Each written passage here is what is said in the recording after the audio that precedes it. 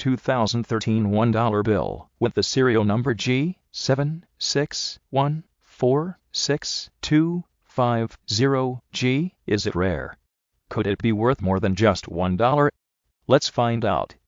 This note was issued by the Federal Reserve Bank of Chicago. That's what the letter G at the beginning and end of the serial number stands for.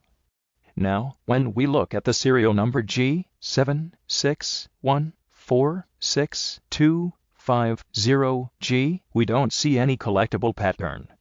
It's not a fancy serial number, it's not a radar, repeater, ladder, or low serial.